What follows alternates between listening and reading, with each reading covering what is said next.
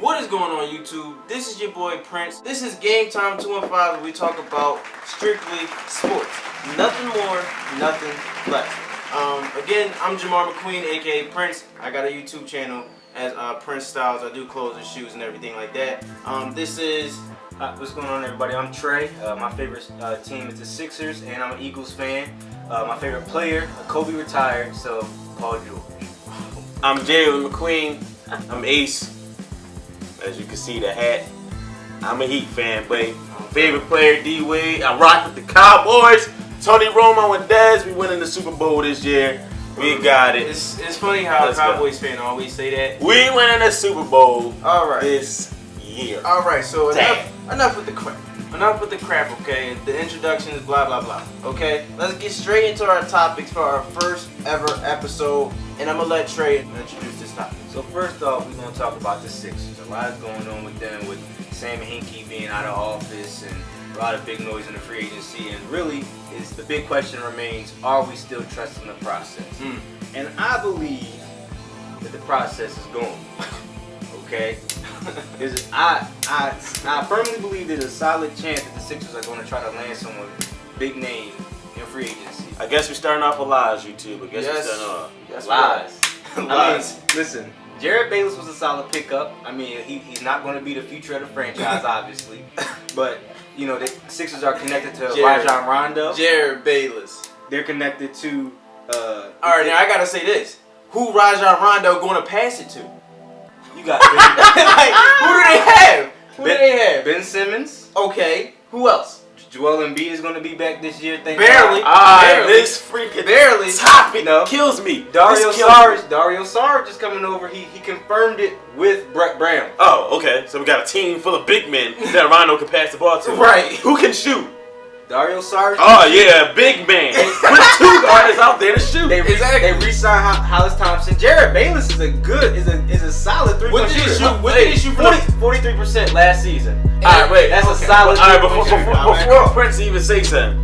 Now, before this first topic even started, he said, "I'm not saying Jared Bayless is the future," but that's the first thing that come out your mouth when you talk about because we signed into a 3-year deal. So that means for 3 years we got this man. Who's to say he won't even pull a Bynum treatment and say now let me say this. Let me say this.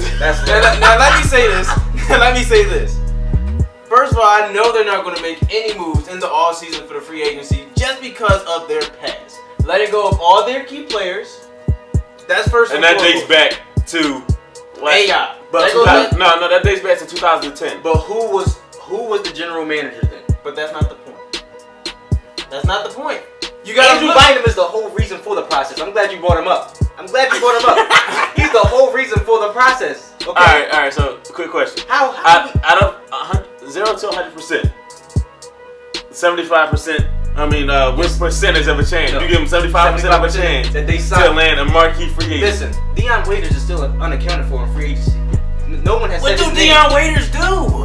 He is the. Alright, now you're drunk. Now you're drunk. I need to know what Dion Waiters does. He has not done anything significant as of yet, but he needs control. Alright, in Cleveland. Let me finish what he's saying about the Sixers, though. Go ahead. I'll let you finish. And then we got you to stat on the Sixers. The future is bright in Philadelphia. Okay, whether we talk about Sixers or not, the future is bright in Philadelphia. They will be doing something come off season. Brian Colangelo is not playing any games. Okay. Do you want to go? I want to go because first of all, let's discuss this. They have $90 million full of cap space.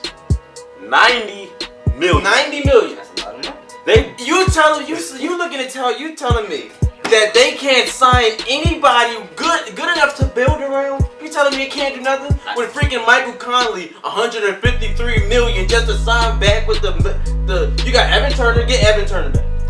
Get somebody on free agency. You got $90 million. Michael Conley wasn't going to leave Memphis. I know, but you got to look at the point though. It's other good players in that freaking free agency that deserve money. But who fits Philadelphia? A lot of big men have big men re-signed. No, we don't need big men, as Jay You really don't. Okay, Bismack. I mean, y'all need every position. Y'all got 9 centers. I got 13 power forwards, including Colangelo. He probably could put somebody in the post. Give me a good point guard right now that you would sign right now. If I was the Sixers, I would go for Rondo, and I'm gonna tell you why. Yesterday we talked about this, and at first he was like, nah. But I'm gonna tell you why. Rondo, he can run the break if need be. Rondo play with the Kings. Young players, you got Rudy Gay, but he can only score on a fast break, really. Right. Sixers, they don't have great shooters, but what they do have are great defenders and people that's going to get out of the run. You start Rondo off with the Sixers, and he got 2 solid big men in Okafor and Ben Simmons. We haven't seen Ben Simmons yet, but going off of college, Ben Simmons. You got him pushing the point. You got 2 solid big men in the paint. Ben Simmons going to play defense. Okafor, not too sure. But Rondo there, he can dish. He going to rebound. Okay. He going to defend the perimeter. You know what else I think? He brings toughness to a team as well. He brings toughness to the team as well. He adds ego as well. And that's why I agree with you in the end. But I think the best move for the Sixers to make that trade to Houston for Patrick Beverly and Trevor Ariza. I can't. Patrick Beverly, no. He can't can't run offense. Notice the Sixers don't need. If we talk about perimeter defenders, the Sixers got that. Patrick Beverly in Houston not running the show. James Harden is bringing the ball up. He's just there to stick your Steph Currys, to stick your Westbrook, and make them upset. But make them upset. Don't forget, Ben Simmons can bring the ball up the court. But we talk about the pro. We talk about the pros. We talk about college. We ain't see him yet. Let me try that crap if you want to. I brought the ball up yesterday when we were playing basketball. They ain't do too much for me. All right. What that mean? All right. So out of 0 to 100%, I get the Sixers 30% to land. I give them 0. I give them 30%. I give them 0. And this is why. The Sixers ain't landed a good free agent in years since Swaggy P. And Durant Wright. And Durant Wright. Right? Not only that, when Swaggy P was in Philly, he still was a bum. He averaged 10 points a game. So, I mean, if that's your best free agent since then, fine. But this is where being in Philly, I'm not saying I don't like the Sixers. I love my hometown team, and I would love for them to do well. But this is my thing with the Sixers. In order for y'all to be any type of good, you gotta become the Oklahoma City Thunder or the Golden State Warriors. And as when I say that, I mean building through the draft, but not building through the draft like the Sixers does. For some reason, the Sixers in the draft only grab big men. Sam Hinkie, man. I ain't trying to hear that. Okay. Because it's other players too. I mean, it's other people too that also get in his ear and say, this is who I think we should draft. But because of the situation, we had to draft who was available at the time. Really? You want to go that way? Because Embiid dropped. Because you take an injured Embiid at 3. He was still better. He had a You better. take an injured Noel at 3. Because they still had higher ceilings than everybody else in that class. You saw what happened to Michael Carter Williams. on this one. You saw what happened to Michael Carter Williams. And they traded away Michael Carter Williams. He was not a good point guard. But he did better in Milwaukee than he did in the Sixers. So why? No, where's he at now? No. Giannis Antetokounmpo is starting point guard because he ain't good enough. Let me see. This is where it kills me with Sixers fans. Because when Michael Carter Williams is here and he played that first game against Miami Heat and he almost dropped the quadruple double one still away, everybody was riding Michael Carter Williams. Rightfully so. But consistency. You too. This is for y'all. No. Because Sixers fans will love you when you play good. When you go in there, hate your gut. No. They hate you. That's Philadelphia. Because we like consistency. If someone does that, that's why we ain't like Andre Iguodala. If we like consistency so much, why didn't we keep that Drew Holiday team with Iguodala, and that's with Spencer and Hall, that's my next point. Thaddeus Young, Elton Brand, because we were Evan Turner. We were playoff bound, losing to Chicago, Boston, and no one was getting past Miami. Thanks to LeBron James and Chris Bosh and Dwayne Wade. But this is my thing. They put up a fight though. But this is my thing, and that's where it counts. The Sixers put up a fight. They darn near was on ESPN. They worked their way up to national TV. I'm not done. They worked their way up to national TV, bro. National TV with the starting lineup of Spencer Halls, Elton Brand, Thaddeus Young, Spencer Balls, Iguodala, and Drew Holiday. Off the bench, you got Lou Williams, Evan Turner. You got Arnett Moultrie, who was playing good. You got Maurice Spates. Oh, it was one That right there. You telling me that they right there could at least land? Let's not forget Allen. Lavoy, was it Lavoy? Lavoy Allen. Who turned out to be a great defender. Wait. Because that team right there worked their way up to ESPN. They lost the first round to us in Miami Heat. And then Stole one game. Next year, they take Chicago Game 7. Iguodala win.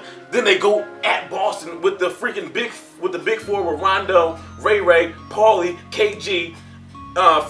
You had Tony Allen. They took them to Game 7. And you got Perkins, who was playing really good. When they took them to Game 7, they only lost by like 7. They only lost by 7. If you get knocked down doing the same thing over and over again, you mean to tell me you're gonna get up and try to do this? Let me say something. No. They were consistently improving. They didn't make the playoffs. They made it to the first round. Everybody knew they was gonna beat Miami and LeBron and D-Wade. But who are we drafting? We couldn't get anybody substantial. But and then nobody wanted to come to Philadelphia at the same time. Let me make this point. We can say the same thing about Memphis. Consistently makes it to the playoffs every single year, loses every single year, and they never trade away their star players. You had Zach Randolph there for how many years? You had Marc Gasol there for how many years? And they've done nothing but improve. Same thing, Mike Conley, Tony Island. I agree with that. I agree with that, but I kind of disagree with that for the main fact, because the Grizzlies are in the West, which is tougher. You throw them in the East. How many teams probably gonna beat the Grizzlies? No. You throw them against the Cavs. The Cavs are scared of teams with bigger players. But this is my thing with the Sixers. Back to the Sixers. Consistently improve. Everybody knew that first year they was gonna beat Miami, but what the Philly fans want the most? At least beat one game, which they did, right? Next year they go 2 Game 7s with 2 teams who are freaking stacked They are stacked. Carlos Boozer, Derrick Rose was still balling throughout Ding. Jakeem Noah, Tyus Gibson was emerging. They played 2 teams that were way better than them. Let's not forget that. You telling me they would? You telling me right now they probably could have landed at Kevin Love. By this point, with that same team, they could have landed to Kevon Love, who was at that time beastie. But nobody wanted to come to Philadelphia. No, but at that time, you forgetting that the star player on that team was Drew Holiday. That year they beat Chicago was the year that Drew Holiday made it to the All-Star. All right. Quick question, because we do need to move on. Okay, so free agents out right now. You can't get Jordan Clarkson. He went back to the Lakers, which is a smart idea. You can't get nobody for Noel, apparently, because nobody wants to give up anything for Noel. So you, being the Sixers fan that you are, who is your top? Who you going after? Because those 2 are taking. I told you, Deion Waiters, and if not Deion Waiters, like you said, like we mentioned, Rondo, because we need a gap. We need a gap point guard. We don't need him forever. We just need him for a few years. Mentor the young guys, whatever the case may be. So if Waiters or Rondo, and again, my percentage is 75. I got 30, and Jamar has 0. Got 0. All right, moving on. All right. So is D-Wade taking his talents elsewhere? I say no, he's not. And I disagree. And as the biggest everybody knows. Whoever knows me knows I'm the biggest Heat fan, the biggest Dwayne Wade fan. I can go at you all day long. He used to argue me down how D-Wade was better than Allen Iverson.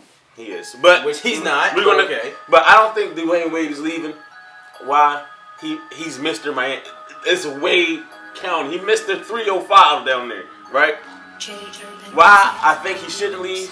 Whiteside just signed a deal now, and him and Whiteside were a great tandem. Bosh, hopefully he'll play next season. I hope he retires, because you don't want to see nobody go wild like Bosh. We don't got Joe Johnson, so which means we don't have to deal with that type of inconsistency in the playoffs again. Right. Because shooting 1 for 18 when you know to knock down threes. Oh, D-Wade shooting 52% from the 3-point line, and he averaged 29% from the 3 for his career, and he's shooting more threes than you, Joe Johnson. You should be ashamed of yourself. I'm glad you're in Utah. You disrespectful.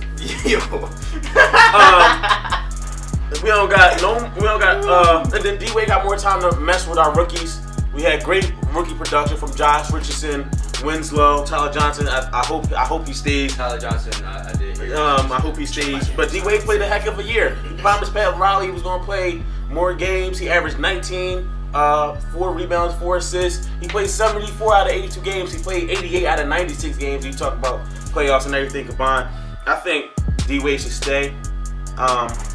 We still got a chance to land KD, but I mean, it's not like D-Wade don't deserve it. Okay, so Wait, it's still like we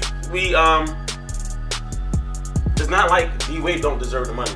No, that's my point. Like I said, throughout his career, we talk about, and speaking of that, we talk about people getting overpaid. That's true. We talk about people getting overpaid. I'm sorry, Freaking pay D-Wade. Exactly. Deserves it. He deserves it. And I'm gonna tell you why. You look at the past couple years, he has been nothing but injuries, right? If you look at the past 2-3 years, he's been injury prone. He hasn't been out that long, but he's been injury prone. But injury prone is basically saying not Derrick Rose he's injury producing. prone. I bet he's still producing. Not Derrick Rose he'll injury sit prone. out 3 games, be but back. Can't do back-to-back games. Right. But he was inconsistency with injury. He was inconsistent with injuries. Okay, and this year alone shows that he deserves that money. Averaged 19 points per game, 40.1 rebounds, and played 74 games out of 82. What more can you ask for? And not only that, What more can you ask for? Look at the work Dwayne Wade has put in the offseason. He got lighter. He got quicker. He was crossing people up. He was breaking. He was dunking. Like this is a D-Wade I haven't seen since at least 2011. But He now, put somebody on his butt cheeks. But now that's why I say he's leaving. And this is why I say why. You mentioned that you had a good word for Joe Johnson. Disrespectful. Because apparently Miami only offered Dwayne Wade $10 million a year. That's disrespectful. That is very Especially for a man who single-handedly kept you in the playoffs. right. I thought wholeheartedly Miami was going to beat Toronto just based off his performance alone. Right. He played 30 minutes a game. 30 minutes a game, 74 games out of 82. Right. That's disrespectful. That is very disrespectful. That's really disrespectful. And then what's crazier? And I'm not gonna lie. I'm about to say, right, I'm not gonna lie. I'm kind of biased when it comes to Miami because this is the thing. From the minute, I think people probably piped up that series too much, but from game 1, we knew that Miami and Toronto was going to go 7 games. Grudge match, yes. It was going to be a grudge match. But this is where Miami got hurt. Is when Whiteside went down. Thank goodness, and I don't want to wish injuries on nobody, but Valanciunas went down too to make the series kind of even because that would have been game over.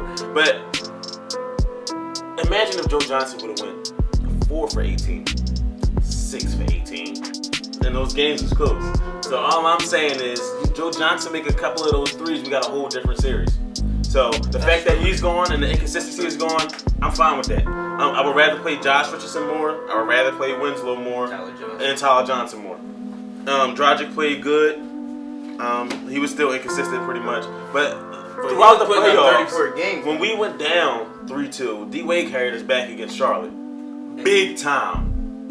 Big time. And if you just look at, okay, now we cover production, but if you look at, okay, the current deals we have on the table, Dwade got signed to the Lakers 4 years, $75 million. Overpaid. Horford, 4 years. I mean, 113 over. What the You know which one question what baffled me to the full capacity is Bradley Beal 124. No.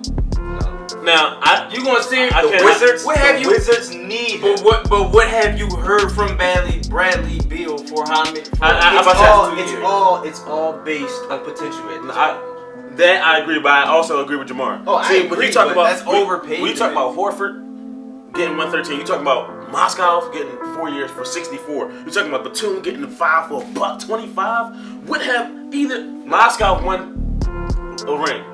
Yeah, he shouldn't get it. The ring should be given to players that played. It's not his fault. It's not his fault. Okay, but fine. But seriously, what have you done in your career for you to get more money? Well, everybody has just been paid. Luol Deng, Horford, Moscow, Conley, Batum. Who deserve more money than D-Wade? Well, listen. You mentioned Conley, right? You You mentioned Mike Conley never made an All-Star game. $153 million, the highest paid person in NBA history. I don't get that at all. So he make more money than Bron. So that's what that to me right there. Man. That to me right there. Whoever his agent I want to know. I need to call his agent. I need that kind of deal. You know, it was funny because I it was was like, playing the NBA. how is he making more than Steph? How is he making more than LeBron? Like, but he's not. It's not the fact that he's making more than LeBron because Brian got like sponsorship that make him a billionaire. I'm about to say it's not that we're saying Mike Conley is a bad player. Not at all. What we're saying is these are players that's getting overpaid. You can't give D-Wade more than Horford, more than Moscow and that. Come on, Pat Riley. Come on, Pat Riley. You give D-Wade the money he was owed in his rookie years. His rookie year, second year, y'all was in the playoffs. D-Wade this year went back to like 09. He was on a rookie deal. So you look at his legacy in Miami. Miami wasn't very known. He got drafted. All of a sudden, they in the top of the chart. Let's not forget that they wasn't in the playoffs last year. And what D-Wade did And then they without him and Whiteside took them back to the playoffs this year alone. After not being in the playoffs last year when Bron left. And he answered every single question the media threw at him. Will he stay healthy? 74 games. Will he keep up his high numbers? 20 points a game. But my thing is too, Pat Riley, stop banking on KD. Stop. We just got news that KD staying in OKC. But so now that's done. Just say, all right, D-Wade, let's talk now. I don't want to talk with y'all no more. And that is shows where your loyalty is. Because now he's not top priority. And it's sad because a lot of teams have done that over the years. I was reading up on this whole situation with D-Wade, and actually similar situation could have happened to Michael Jordan. The Bulls didn't want to sign him for that last season. He almost went to the Knicks. Could you have imagine Michael Jordan playing at Madison Square Garden? They would have won a chip. Now, will D-Wade be playing at Madison Square Garden? Right. True. And if D-Wade plays in Madison Square Garden, Miami can forget all your playoff hopes. And I'm still going to be a Heat fan, but I'm riding with D-Wade, and we could just forget about it. Because if you think of that lineup, you think about D-Rose at point, D-Wade at shooting guard, then you got Melo, Porzingis, then Jakeem Noah. And who's stopping him? And according to our sources, Courtney Lee just signed a deal, which is a good shooter off of the bench. But still, if D-Wade does leave, I would rather him go to the Spurs. I don't bang with.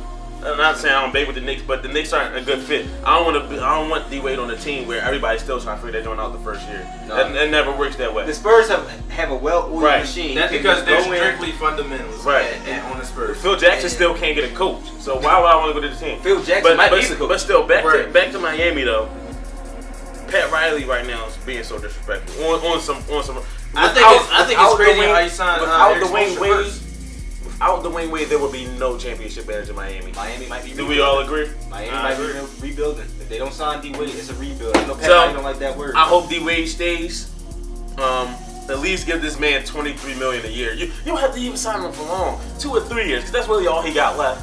Just pay. He put Miami on the map. Just give him the money. Damn. All right. So speaking of staying. Speaking of staying, we're going to talk about KD. We just got word how he's staying in OKC, which is completely just baffles our whole story. But but that was my point from the beginning. I was honestly going to bring up the points how KD leaving would be probably the worst mistake for him, because I'm gonna tell you why. I'm gonna tell you why that he needs to stay in OKC. I'm gonna tell you why, because honestly, if you really think about it, when you hear OKC, you think about Kevin Durant first. Yeah, Westbrook is a solid player. I would honestly put him as one of the best point guards in the league right now. But you think of Kevin Durant first, and you KD throw away all that legacy that he did in OKC. It's just pointless. And then you got to start over with a different team, figure out their system. You already know how KD is. Now, I agree with what you're saying, but I said leave ultimately. I said if he did stay 1 year, no, because Westbrook has 1 year. I also said leave as well. I said if he does stay 1 year, because what they did last year was special. I mean, what they did this season was special. By the way, they cheated. They were up 3-1, and as we saw, The Thunder cheated themselves. The No. Warriors did not cheat. them. No, let's be logical. It Because they was did not. no. It was 50. It was 50. It was 60-40. The way Westbrook and 60-40 KD were OKC. acting in the fourth Yes. quarter, KD That disappeared completely. That fifth game, in the last two games. that fifth game should have been theirs, but it wasn't. But back to Kevin Durant specifically, I said leave because I honestly believe. Listen, you were with them for 9 years. You had multiple opportunities to win championships. Been to the finals once. Couldn't get past Miami. Couldn't get past Golden State. I feel like at that point in time, 9 years. You know what? Okay, maybe let's just see what I can do elsewhere. And then not only that. The Clippers are the best fit for Kevin Durant right now. I said the same. I got the same thing. Honestly, I said if KD leaves, he needs to go to the Clippers or he needs to go to like Miami. The Clippers are he's the offensive weapon that Doc Rivers has been praying for. He can create his own shot next to the best point guard in the Chris league. Paul and Kevin Durant would be fishy. He's not a liability on defense. He can play. He can stick. He can somewhat stick play most defense. guys. He's most guys. average on defense. And it's just I'm curious to see what Westbrook can do at the helm of an OKC team without Kevin Durant. I'm curious. He would be able to do a lot, but I feel like you still need Kevin Durant to knock down the. This is my thing, which is why I said he should leave. The Thunder don't play good basketball. The Thunder do not. I wouldn't go that far. You didn't let me finish. The Thunder don't play good basketball. It's either you or it's either me. It's either Westbrook or it's either Kevin Durant. Nobody else gets any shots, and when you do get somebody shots, you got Ibaka doing this from the 3-point line. But I gotta ask the question: who else is there? It's only them two. It's Deion Waiters is definitely more than capable of averaging 11 games. But is that true? Because what was Kyle he doing in the playoffs? Singler is also more than capable of putting up. I mean, you act like they don't pass him the ball. They give him the ball. That's not what I'm saying. You know what? They give him the ball, yes. But who winds up taking the last shot? You're going to give it to Deion Waiters for the last shot? I'm not saying that, but I'm saying they average 52 shots a game together.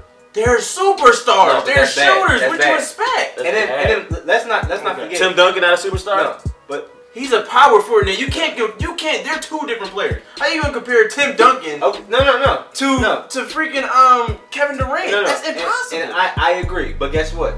Here's what we're forgetting. The main problem with OKC these last few seasons have been coaching.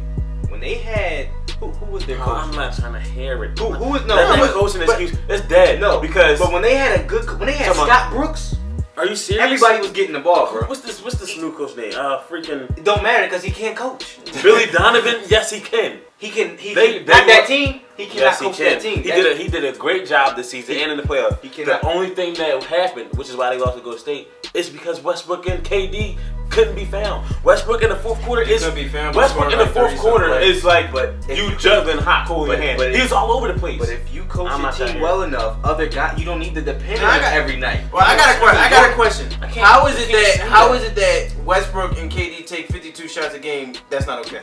But Clay and Steph take 52 shots a game, and it's okay. It's all fine and dandy. I didn't say that. But first of all, how are they good together?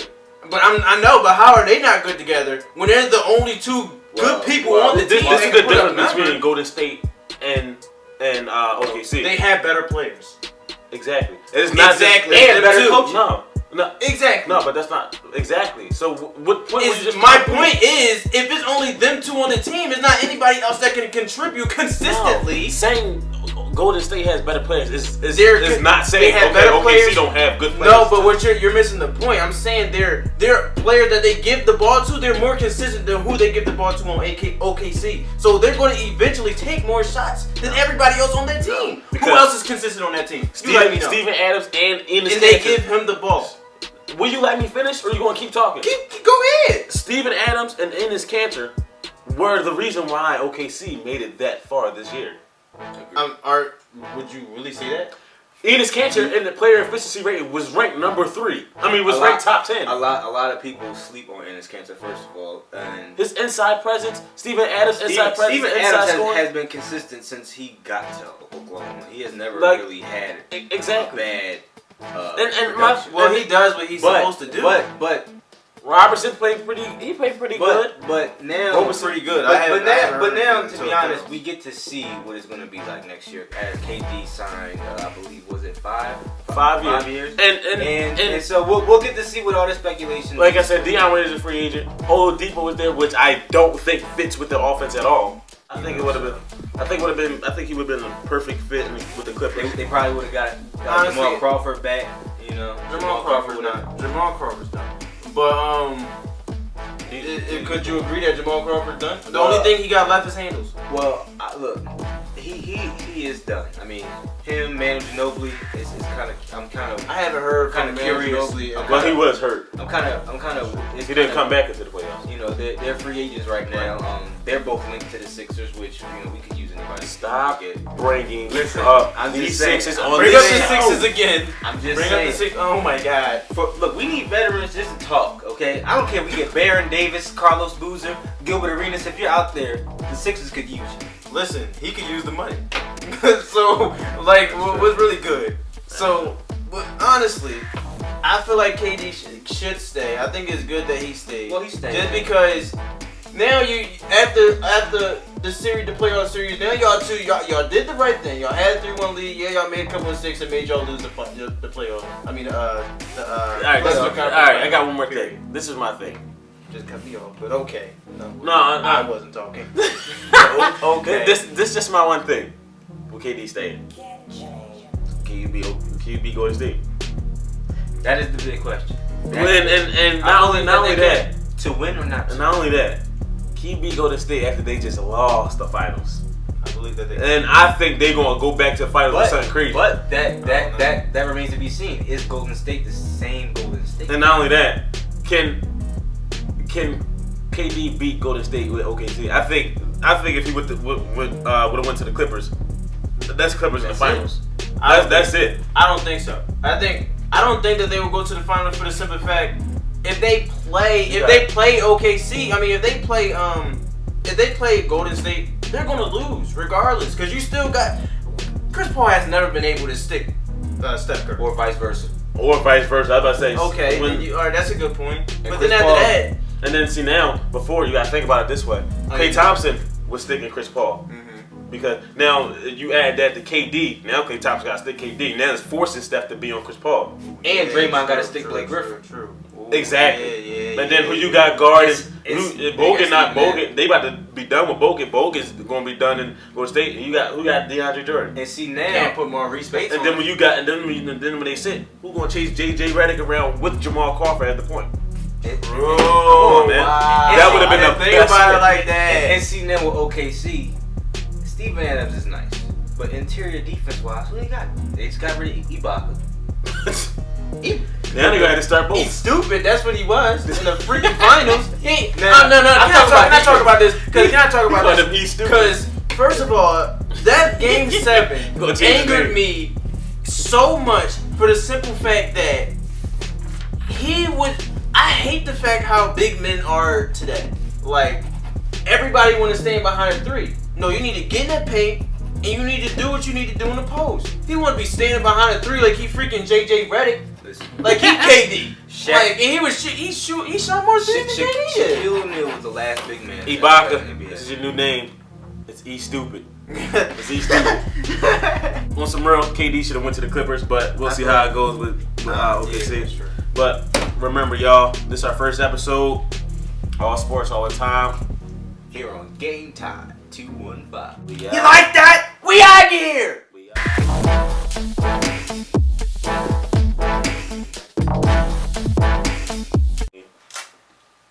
We out here, boy. I gotta eat something.